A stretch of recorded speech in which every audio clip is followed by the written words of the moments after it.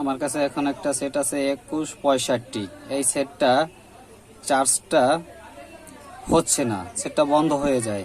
তো এটা আমি কিভাবে সমাধান করব সেইটা আপনাদের দেখাবো। দেখেন এই সেটটা ওভার ব্যাটারি টেম্পারেচার এই লেখাটা আসে, এই কারণে তো এই সেটটা বন্ধ হচ্ছে, চার্জটা হচ্ছে না। তো এটার আমরা সমাধান কিভাবে দিব সেটা আমরা আপনাদের দেখাবো। দেখেন ওভার ব্যাটারি টেম্পারেচার, হ্যাঁ দেখেন চার্জ আর নিচ্ছে না। এখন এর সমাধান আমরা কিভাবে করব, তার জন্য সেই ফান্ডটা আপনাদের আজকে আমি দেখাবো। সেটা খুলে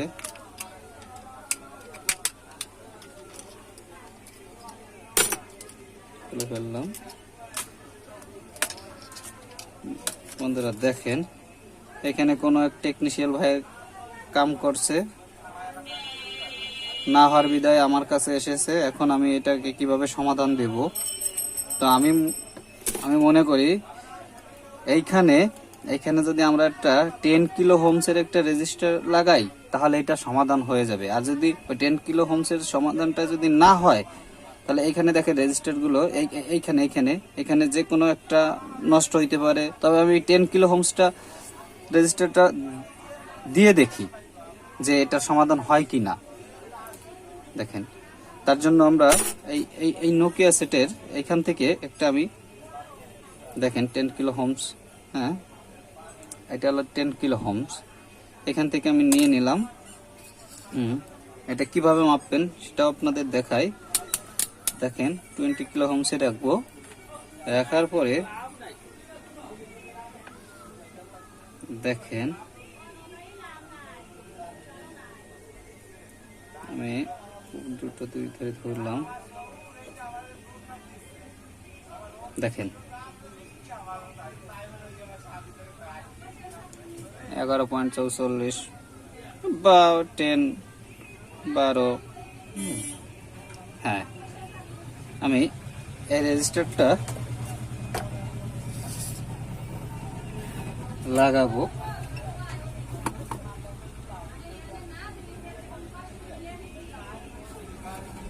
দেখেন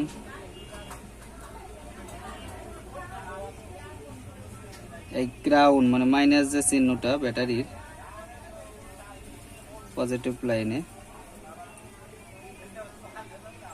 একটা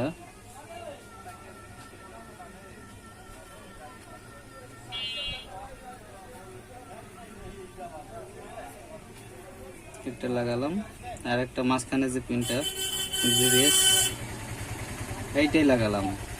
ভিভিএস এ লাগাইয়া আমি এখন একটু চেক দিই সেটা এখন কি অবস্থায় আছে।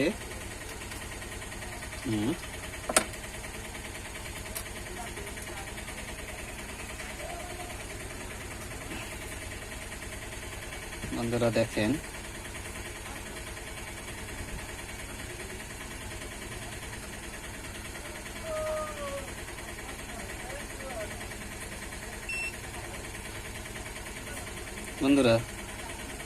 দেখেন সেটটা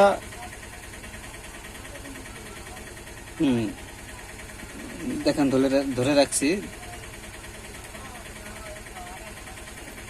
দেখেন সেটটা যদি এখন যদি সমস্যা যদি না যাইতো তাহলে কিন্তু এখন ওই ব্যাটারি টেম্পারেচার এইসব লো battery temperature over battery temperature এটা লেখা চলে আসতো অটোমেটিক। এটা ওকে বন্ধুরা, আপনারা এভাবেই আপনারা কাজ করবেন, দেখবেন কাজ সাকসেস। সবাইকে ধন্যবাদ।